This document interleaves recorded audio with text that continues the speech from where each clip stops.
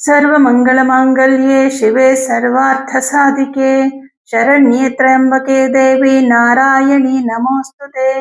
ॐ ह्रीं दुं दुर्गाये नमः। ಓಂ ಶ್ರೀ ಗುರುಭ್ಯೋ ನಮಃ. ನಮ್ಮ ಯೂಟ್ಯೂಬ್ ವಾಹಿನಿಯ ಸಮಸ್ತ ವೀಕ್ಷಕರಿಗೆ ನಿಮ್ಮ ನೇತ್ರಾವತಿ ಮಾಡುವ ನಮಸ್ಕಾರಗಳು. ವೀಕ್ಷಕರೇ, ಇದೇ ಏಪ್ರಿಲ್ ತಿಂಗಳಿಂದ ಆನ್ಲೈನ್ ಜ್ಯೋತಿಷ್ಯ ತರಗತಿ ಪ್ರಾರಂಭ ಆಗ್ತಾ ಇದೆ. ಯಾರಿಗೆಲ್ಲ ಜ್ಯೋತಿಷ್ಯ ಕಲಿಯುವಂತಹ ಆಸಕ್ತಿ ಇದೆ ಅವರು ಸ್ಕ್ರೀನ್ ಮೇಲೆ ಕಾಣಿಸ್ತಾ ಇರುವಂತಹ ನಂಬರ್ಗೆ ಕರೆ ಮಾಡಿ ಅಥವಾ ವಾಟ್ಸಪ್ ಮೆಸೇಜ್ ಮಾಡಿ ನೀವು ಕೂಡ ಜ್ಯೋತಿಷ್ಯ ಕಲಿಕೆಗೆ ಸೇರಬಹುದು. ಹಾಗೆ ಮಾರ್ಚ್ ತಿಂಗಳ ಮಾಸ ಭವಿಷ್ಯ ದ್ವಾದಶ ರಾಶಿಗಳಿಗೆ ಹೇಗಿದೆ ಅನ್ನೋದನ್ನ ಈಗ ನೋಡೋಣ. ಮೇಷರಾಶಿಯವರಿಗೆ ಈ ತಿಂಗಳ ವಿಶೇಷ ಏನಪ್ಪಾ ಅಂತಂದ್ರೆ, ಇಷ್ಟು ದಿನ ದಶಮದಲ್ಲಿ ಉಚ್ಚ ಕ್ಷೇತ್ರದಲ್ಲಿದ್ದಂತಹ ಮಂಗಳನು ಈ ತಿಂಗಳಿನಲ್ಲಿ ಲಾಭಸ್ಥಾನದಲ್ಲಿರ್ತಾನೆ. ಕುಂಭರಾಶಿಗೆ ಪ್ರವೇಶ ಮಾಡಿ ಆಗಿರುತ್ತೆ. ಹಾಗಾಗಿ ಲಾಭದಲ್ಲಿರುವಂತಹ ಕುಜ ಯಾವ ರೀತಿಯ ಫಲವನ್ನ ಕೊಡ್ತಾನೆ ಅಂತ ನೋಡೋದಾದ್ರೆ, ಈಗ ದಶಮದಲ್ಲಿದ್ದಂತಹ ಕುಜನು ನಿಮ್ಮ ಕಡೆಯಿಂದ ಎಷ್ಟು ಕೆಲಸವನ್ನ ಮಾಡಿಸ್ಬೇಕಾಗತ್ತೋ, ನಿಮ್ಮ ಜವಾಬ್ದಾರಿಗಳನ್ನ ಎಷ್ಟು ಪೂರೈಸಬೇಕಾಗತ್ತೋ ಅದೆಲ್ಲವನ್ನೂ ಮಾಡಿಸಿರ್ತಾನೆ. ಯಾಕೆಂದ್ರೆ ದಶಮ ಅನ್ನೋದು ಕರ್ಮಸ್ಥಾನವಾಗಿರುತ್ತೆ. ಇದು ನಿಮ್ಮ ಪ್ರಯತ್ನ, ನಿಮ್ಮ ಕಾರ್ಯ, ನಿಮ್ಮ ಕೆಲಸದ ರೀತಿ ನೀತಿಗಳು ಇವುಗಳನ್ನ ಸೂಚಿಸುತ್ತೆ. ಆದ್ರೆ ಲಾಭಕ್ಕೆ ಬಂದಂತಹ ಕುಜ ಏನ್ ಕೊಡ್ತಾನೆ ಅಂದ್ರೆ, ದಶಮದಲ್ಲಿ ಕುಜ ಇದ್ದಾಗ ನೀವೇನ್ ಕಷ್ಟಪಟ್ಟು ಕೆಲಸ ಮಾಡಿರ್ತೀರಿ, ಪ್ರಯತ್ನ ಮಾಡಿರ್ತೀರಿ, ಅದರ ಎಲ್ಲದರ ಫಲವನ್ನ ಈಗ ಲಾಭಸ್ಥಾನದಲ್ಲಿ ಬಂದ ಮೇಲೆ ಕೊಡ್ತಾನೆ. ಅಂದ್ರೆ ನಿಮ್ಮ ಒಂದು ಪರಿಶ್ರಮಕ್ಕೆ ತಕ್ಕಂತಹ ಫಲವನ್ನ ನೀವು ಈ ತಿಂಗಳಲ್ಲಿ ಕಾಣ್ತೀರಾ. ಯಾಕಂದ್ರೆ ಲಾಭದಲ್ಲಿ ಕುಜ, ರಾಹು ಮತ್ತು ಬುಧ ಹಾಗೆ ಸೂರ್ಯ ಕೂಡ 15ನೇ ತಾರೀಕುವರೆಗೂ ಸ್ಥಿತರಾಗಿರ್ತಾರೆ. ನೋಡಿ, 14ನೇ ತಾರೀಕುವರೆಗೂ ಸೂರ್ಯನು ಲಾಭದಲ್ಲೇ ಸ್ಥಿತರಾಗಿರ್ತಾರೆ. ಆದ್ರೆ 15ನೇ ತಾರೀಕಿಗೆ 12ನೇ ಮನೆಗೆ ಬರ್ತಾರೆ. ಆದ್ರೆ ಬುಧ, ಮಂಗಳ ಮತ್ತು ರಾಹುಗ್ರಹ ಮಾತ್ರ ಲಾಭಸ್ಥಾನದಲ್ಲಿ ಸ್ಥಿತರಾಗಿರ್ತಾರೆ. ಸಹಜವಾಗಿ ಈ ಕುಜರಾಹು ಸಂಬಂಧ ಅಶುಭದ ಸಂಕೇತವೇ.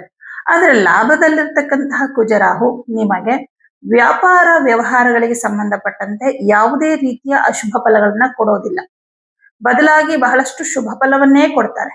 ಯಾವ ತರ ಅಂತಂದ್ರೆ, ಹಣಕಾಸಿನ ವಿಷಯದಲ್ಲಿ ಒಂದಷ್ಟು ಅನುಕೂಲಗಳು, ನಿಮಗೆ ಬರಬೇಕಾಗಿರುವಂತಹ ಹಣ ನಿಮ್ಮ ಕೈಗೆ ಬರುವಂತದ್ದು, ವ್ಯಾಪಾರದಲ್ಲಿ ಹೆಚ್ಚಿನ ಲಾಭವನ್ನ ಪಡೆಯುವಂಥದ್ದು, ಹಾಗೆ ಪಾರ್ಟ್ನರ್ಶಿಪ್ ಅಲ್ಲಿ ಬಿಸ್ನೆಸ್ ಮಾಡ್ತಾ ಇರೋರಿಗೆ ತುಂಬಾ ಅನುಕೂಲವಾಗುವಂಥದ್ದು, ಈ ರೀತಿ ಒಂದಷ್ಟು ಶುಭ ಫಲಗಳನ್ನ ಕೊಡೋದ್ರ ಜೊತೆಗೆ ಕೆಲವು ಅಶುಭ ಫಲಗಳನ್ನು ಕೂಡ ಕೊಡ್ತಾನೆ. ಏನಂದ್ರೆ, ಕುಜ ನಿಮ್ಮ ರಾಶ್ಯಾಧಿಪತಿಯಾಗಿ ಅವನ ಜೊತೆ ರಾಹು ಇರೋದ್ರಿಂದ ಕೆಲವರ ಬಗ್ಗೆ ಸ್ವಲ್ಪ ಅನುಮಾನಗಳು ಶುರುವಾಗುತ್ತೆ. ನಿಮ್ಗೆ ಕೆಲವೊಂದು ವಿಚಾರದಲ್ಲಿ ನಿರ್ಧಾರಗಳನ್ನ ತೆಗೆದುಕೊಳ್ಳಕ್ಕಾಗದೇ ಇರುವಂತಷ್ಟು ಗೊಂದಲಗಳು ಪ್ರಾರಂಭ ಆಗತ್ತೆ.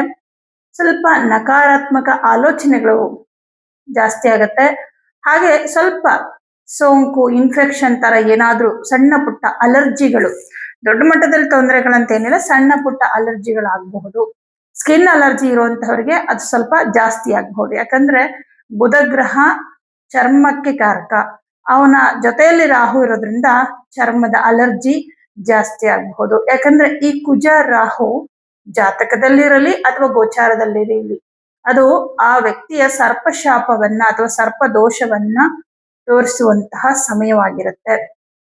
ಹಾಗಾಗಿ ಈ ಒಂದು ಕಾಂಬಿನೇಷನ್ ನಿಮ್ಗೆ ಲಾಭದಲ್ಲಿರೋದ್ರಿಂದ ವ್ಯಾಪಾರದಲ್ಲಿ ಲಾಭ ಅನುಕೂಲಗಳಾದರೂ ಸಹಿತ ಸ್ವಲ್ಪ ಆರೋಗ್ಯದಲ್ಲಿ ವ್ಯತ್ಯಾಸವನ್ನ ಉಂಟು ಮಾಡುತ್ತೆ. ಹಾಗಾಗಿ ನೀವು ಕುಜನಿಗೆ ಪರಿಹಾರವನ್ನ ಮಾಡ್ಕೋಬೇಕಾಗತ್ತೆ.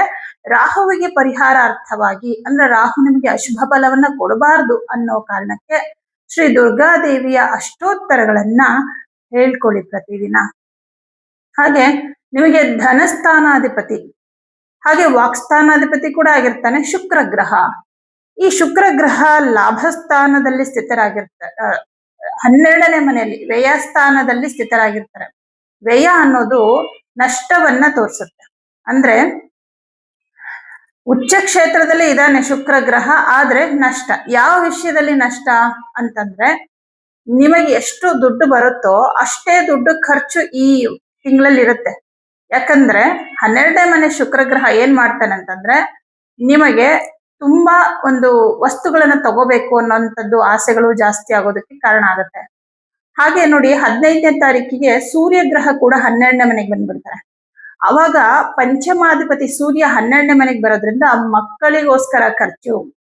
ಮಕ್ಕಳಿಗೋಸ್ಕರ ಖರ್ಚು ಮಾಡಬೇಕಾದಂತ ಸಂದರ್ಭಗಳು ಮಾರ್ಚ್ 15ನೇ ತಾರೀಕು ಮೇಲೆ ಬರುತ್ತೆ ನಿಮ್ಗೆ. ಅಂದ್ರೆ ನಿಮ್ಮ ಹತ್ರ ಇರೋ ಹೆಚ್ಚು ಹಣವನ್ನ ನೀವು ಮಕ್ಕಳಿಗೋಸ್ಕರ, ನಿಮ್ಮ ಕುಟುಂಬಕ್ಕೋಸ್ಕರ ಖರ್ಚು ಮಾಡ್ಲೇಬೇಕು. ಇದನ್ನ ಖರ್ಚು ಅನ್ನೋದಕ್ಕಿಂತ ನಿಮ್ಮ ಜವಾಬ್ದಾರಿಗಳನ್ನ ಪೂರೈಸಿದ್ರಿ ಅಂತ ಅನ್ಕೊಳ್ಳಿ. ಹಾಗೆ ತೃತೀಯ ಭಾವಾಧಿಪತಿಯು ಬುಧನೇ ಆಗಿ ಅವನು ಲಾಭದಲ್ಲಿ ಸ್ಥಿತನಾಗಿರೋದ್ರಿಂದ ನಿಮ್ಮ ವೃತ್ತಿ ಕ್ಷೇತ್ರದಲ್ಲಿ ನಿಮ್ಮ ಸಹೋದ್ಯೋಗಿಗಳಿಂದ ನಿಮ್ಗೊಂದಷ್ಟು ಅನುಕೂಲಗಳಾಗುವಂಥದ್ದು, ಅವರಿಂದ ಸಹಾಯ ಆಗುವಂಥದ್ದು ಆಗತ್ತೆ. ಇದ್ರ ಜೊತೆಗೆ ಕೆಲವರು ನಿಮ್ಮ ಹಿತಶತ್ರುಗಳು ಅಥವಾ ನಿಮ್ ಜೊತೆನಲ್ಲೇ ಇರುವಂತಹವರಿಂದ ಸ್ವಲ್ಪ ಮನಸ್ಸಿಗೆ ಬೇಸರ ಆಗುವಂಥದ್ದು ಕೂಡ ಆಗತ್ತೆ. ಅಂದ್ರೆ ಅವರ ನಡವಳಿಕೆ, ಅವರ ಮಾತುಕತೆ, ಬೇರೆಯವರ ಬಳಿ ನಿಮ್ಮ ಬಗ್ಗೆ ಹೇಳಿರುವಂತಹ ಕೆಲವು ವಿಚಾರಗಳು ನಿಮ್ಮ ಕಿವಿಗೆ ಬೀಳೋದ್ರ ಮೂಲಕ ಕೆಲವರ ಬಗ್ಗೆ ಸ್ವಲ್ಪ ಅಸಮಾಧಾನಗಳು ಉಂಟಾಗುವಂತ ಸಾಧ್ಯತೆನೂ ಇರುತ್ತೆ. ಅಂದ್ರೆ ಎರಡೂ ತರದ ಫಲವನ್ನ ಬುಧ ಗ್ರಹ ಕೊಡ್ತಾ ಇದ್ದಾನೆ. ಯಾಕಂದ್ರೆ ಬುಧ ಸಿಂಗಲ್ ಆಗಿ ಇದ್ದಿದ್ರೆ ನಿಮ್ಗೆ ಕಂಪ್ಲೀಟ್ ಶುಭ ಫಲನೆ ಕೊಡ್ತಾ ಇದ್ರು. ಆದ್ರೆ ಬುಧನ್ ಜೊತೆ ಕುಜ, ಜೊತೆಗೆ ರಾಹು, ಇವರಿಬ್ರು ಶತ್ರುಗಳಾಗಿರ್ತಾರೆ. ಹಾಗಾಗಿ ಈ ರೀತಿ ಇರುತ್ತೆ. ಇನ್ನು ನಿಮ್ಗೆ ಭಾಗ್ಯಾಧಿಪತಿಯಾದಂತಹ ಗುರುಗ್ರಹ ತೃತೀಯ ಭಾವದಲ್ಲಿರೋದ್ರಿಂದ ಹತ್ತಿರದ ದೇವಾಲಯಗಳಿಗೆ ಹೋಗುವಂಥದ್ದು, ಕೆಲವು ದೇವರ ನಾಮ ಜಪವನ್ನ ಮಾಡುವಂಥದ್ದು ನಿಮಗೆ ಆಸಕ್ತಿ ಜಾಸ್ತಿ ಆಗತ್ತೆ ಈ ತಿಂಗಳಲ್ಲಿ. ದಶಮಾಧಿಪತಿಯಾದಂತಹ ಶನಿ ಗ್ರಹ 12ನೇ ಮನೆಯಲ್ಲಿ ಇದ್ದು ಆ ಶನಿಯ ಜೊತೆಯಲ್ಲಿ ಶುಕ್ರ ಕೂಡ ಸ್ಥಿತನಾಗಿರ್ತಾನೆ. ನೋಡಿ, 14ನೇ ತಾರೀಕುವರೆಗೂ ಶುಕ್ರ ಶನಿ ಮಾತ್ರ 12ನೇ ಮನೇಲಿ ಇರ್ತಾನೆ. ಅವರಿಬ್ರು 12ನೇ ಮನೇಲಿ 14ನೇ ತಾರೀಕುವರೆಗೂ ಅವರಿಬ್ಬರೇ ಇರ್ತಾರೆ. ಅಲ್ಲಿವರೆಗೂ ನಿಮ್ಗೇನು ಅಂತ ಪ್ರಾಬ್ಲಮ್ಗಳಿಲ್ಲ. ಆದ್ರೆ 15ನೇ ತಾರೀಕಿಗೆ ರವಿ ಬಂದು 12ನೇ ಮನೇಲಿ ಕುತ್ಕೋತಾನೆ. 12ನೇ ಮನೇಲಿ ಇರಬಾರ್ದ? ಹೌದು, ದುಸ್ಥಾನ ಆಗಿರೋದ್ರಿಂದ 12ನೇ ಮನೇಲಿ ಯಾವ ಗ್ರಹ ಇದ್ರೂ ಅಶುಭ ಫಲನೇ ಕೊಡೋದು. ಆದ್ರೆ ಶನಿ ಜೊತೆ ಸೇರಿದಾಗ ಮತ್ತಷ್ಟು ಅಶುಭ ಏನಾಗಬಹುದು? 15ನೇ ತಾರೀಕಿನ ನಂತರ, ಅಂದ್ರೆ ಮಾರ್ಚ್ ತಿಂಗಳ 15ನೇ ತಾರೀಕು ನಂತರ ಮೇಷರಾಶಿಯವ್ರಿಗೆ ಏನಾಗುತ್ತೆ ಅಂದ್ರೆ, ಯಾರ್ಯಾರೆಲ್ಲ ಖಾಸಗಿ ಕಂಪನಿಗಳಲ್ಲಿ ಕೆಲಸ ಮಾಡ್ತಾ ಇದ್ರ ಅಲ್ಲಿ ನಿಮ್ಮ ಮೇಲಧಿಕಾರಿಗಳು ಅಥವಾ ನಿಮ್ಮ ಬಾಸ್ ಅಂತ ಯಾರು ಇರ್ತಾರೆ ಅವರ ಕಡೆಯಿಂದ ಸ್ವಲ್ಪ ಮನಸ್ಸಿಗೆ ಬೇಸರಗಳು, ಅವರು ಆಡುವ ಮಾತು, ನಿಮ್ಮ ಬಗ್ಗೆ ಹೇಳುವ ರೀತಿ, ನಿಮ್ಮ ಹತ್ರ ನಡ್ಕೊಳ್ಳುವಂತಹ ರೀತಿ ನಿಮಗೆ ತುಂಬಾ ಸ್ವಾಭಿಮಾನಕ್ಕೆ ಪೆಟ್ಟಾಗುವಂತದ್ದಾಗತ್ತೆ. ಅಥವಾ ಅದರಿಂದ ನೀವು ತುಂಬಾ ಡಿಸ್ಟರ್ಬ್ ಆಗ್ಬಿಡ್ತೀರಾ.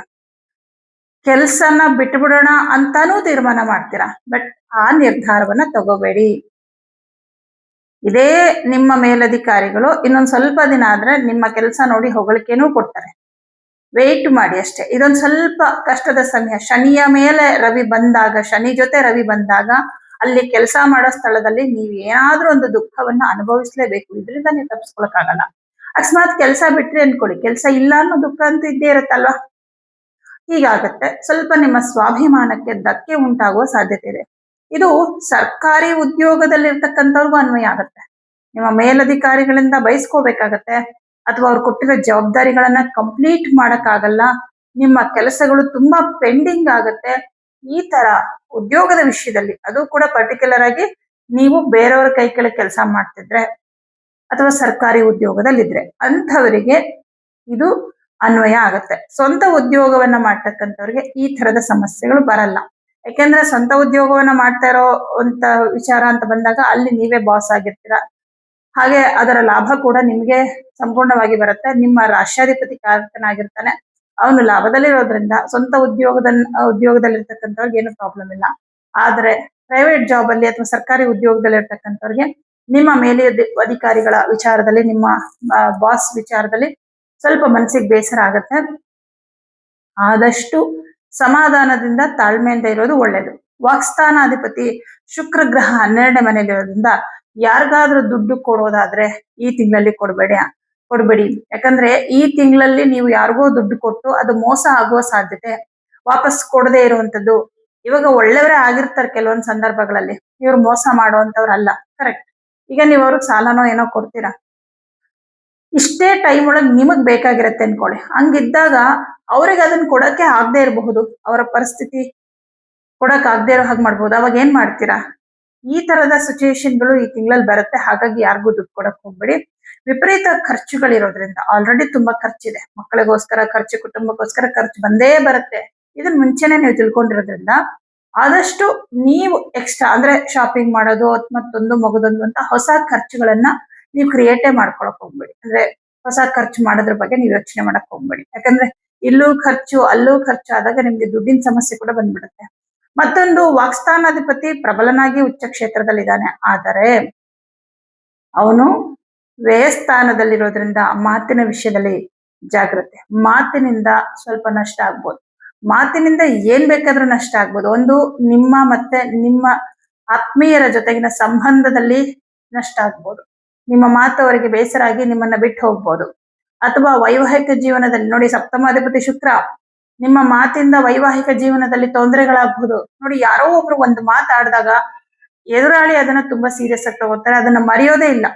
ಅದೇ ವಿಚಾರ ಇಟ್ಕೊಂಡು ಜೀವನ ಪರ್ಯಂತ ಹೇಳ್ತಾ ಇರ್ತಾರೆ, ನೀನ್ ಈ ತರ ನನಗೆ ಮಾತಾಡಿದೆ, ಈ ತರ ನನಗೆ ಮಾತಾಡಿದೆ. ಮಾತಿನ ವಿಷಯದಲ್ಲಿ ತುಂಬಾ ತುಂಬಾ ಜಾಗೃತವಾಗಿರಿ. ಯಾಕಂದ್ರೆ ನಿಮ್ಮ ಮಾತಿಂದ ನೀವಲ್ಲದ ವ್ಯಕ್ತಿತ್ವವನ್ನ ನೀವು ತೋರಿಸ್ಕೋತೀರಾ. ಆ ತರ ಪಟ್ಟು ಮಾತಾಡ್ಬೇಡಿ. ಹಾಗೆ ಯಾವುದೇ ಒಪ್ಪಂದಗಳನ್ನ ಮಾಡ್ಕೋಬೇಡಿ ಈ ತಿಂಗಳಲ್ಲಿ. ಅಗ್ರಿಮೆಂಟ್ಗಳಾಗಿರ್ಬೋದು, ಅಥವಾ ಯಾರಿಗೋ ಏನೋ ಹೆಲ್ಪ್ ಮಾಡ್ತೀನಿ, ಕೊಡ್ತೀನಿ, ಸಹಾಯ ಮಾಡ್ತೀನಿ, ಇದು ಯಾವುದನ್ನು ಈ ತಿಂಗಳಲ್ಲಿ ಒಪ್ಕೊಳಕ್ ಹೋಗ್ಬೇಡಿ. ಯಾಕಂದ್ರೆ ಶುಕ್ರ ತುಂಬಾ ಅರ್ಜೆಂಟ್ ಅಲ್ಲಿ ನೀವು ಮಾತಾಡ್ಬಿಡ್ತೀರಾ. ತುಂಬಾ ಪ್ರಬಲನಾಗಿರೋದ್ರಿಂದ ಓವರ್ ಕಾನ್ಫಿಡೆನ್ಸ್ ಇಂದ ಮಾತಾಡ್ಬಿಡ್ತೀರಾ. ಆದ್ರೆ ಅದನ್ನ ನೀವು ನಡ್ಸ್ಕೊಳಕ್ ಆಗಲ್ಲ. ಹಾಗಾಗಿ ವಾಕ್ಸ್ಥಾನಾಧಿಪತಿ ಉಚ್ಚ ಕ್ಷೇತ್ರದಲ್ಲಿದ್ರೂ ಕೂಡ ಪೀಡಿತನಾಗಿರ್ತಾನೆ.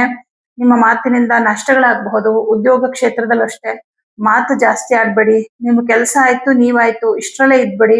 ಬೇರೆಯವ್ರ ವಿಚಾರ ಮಾತಾಡ್ಬೇಡಿ. ಬೇರೆಯವ್ರ ವಿಚಾರ ಮಾತಾಡ್ತಿದ್ದಾರೆ ಅಂದ್ರೆ ನೀವು ಅಲ್ಲಿ ಇರ್ಬೇಡಿ. ಹೀಗೆ ಮಾತಿನ ವಿಷಯದಲ್ಲಿ ಜಾಗೃತವಾಗಿರಿ. ಇನ್ನು ನೀವು ಮಾಡ್ಕೋಬೇಕಾಗಿರೋ ಪರಿಹಾರ, ಈ ತಿಂಗಳಿನಲ್ಲಿ ಪ್ರತಿ ಮಂಗಳವಾರ ತೊಗರಿ ಬೇಳೆ ಮತ್ತು ಕಡಲೆಬೇಳೆ ಹಾಗೆ ಗೋಧಿ, ಈ 3 ಧಾನ್ಯಗಳನ್ನ ಯಾವ್ದಾದ್ರೂ ದೇವಸ್ಥಾನಕ್ಕೆ ಅಥವಾ ಯಾರಿಗಾದ್ರೂ ಅವಶ್ಯಕತೆ ಇರ್ತಕ್ಕಂಥವ್ರಿಗೆ ಕೊಡಿ, ಒಳ್ಳೇದಾಗತ್ತೆ. ಪ್ರತಿದಿನ ದುರ್ಗಾ ಅಷ್ಟೋತ್ತರ ಮತ್ತು ಲಕ್ಷ್ಮಿ ಅಷ್ಟೋತ್ತರ ಹೇಳ್ಕೊಳ್ಳಿ. ಇದರಿಂದ ನಿಮ್ಮ ಮಾತಿನಿಂದ ಉಂಟಾಗುವಂತಹ ದೋಷಗಳು ಕಡಿಮೆ ಆಗತ್ತೆ. ಆ ಕ್ಷಣದಲ್ಲಿ ನಿಮ್ಗೆ ನಿಮ್ಮ ಮನಸ್ಸು ಹೇಳುತ್ತೆ, ನಾನು ಈ ಟೈಮಲ್ಲಿ ಮಾತಾಡೋದು ಬೇಡ, ತಾಳ್ಮೆ ತಗೋಬೇಕು ಅಂತ ನಿಮ್ಮ ಮನಸ್ಸೇ ಹೇಳುತ್ತೆ ನಿಮ್ಗೆ. ಇದು ಆ ಟೈಮಿಂದ ನೀವು ಮಾತಾಡಿ ಏನ್ ಸಮಸ್ಯೆ ಆಗ್ತಿತ್ತೋ ಆ ಸಮಸ್ಯೆಯನ್ನ ತಪ್ಪಿಸುತ್ತೆ. ಕುಟುಂಬದ ವಿಷಯ ಅಂತ ಬಂದಾಗ್ಲೂ ಅಷ್ಟೇ, ತುಂಬಾ ಮಾತಾಡಕ್ ಹೋಗ್ಬೇಡಿ. ಎಷ್ಟಾಯ್ತೋ ಅಷ್ಟೇ ಸಮಾಧಾನವಾಗಿ ಆರಾಮಾಗಿ ನಿಮ್ ಕೆಲ್ಸದ ಕಡೆ ಅಷ್ಟೇ ಗಮನ ಕೊಟ್ಕೊಂಡು ಇರಿ. ದುಡ್ಡಿನ ವಿಷಯದಲ್ಲಿ ಜಾಗ್ರತೆ. ಹಾಗೆ ಪರಿಹಾರಗಳನ್ನ ಮಾಡ್ಕೊಳ್ಳಿ, ಒಳ್ಳೇದಾಗತ್ತೆ. ಶುಭವಾಗಲಿ.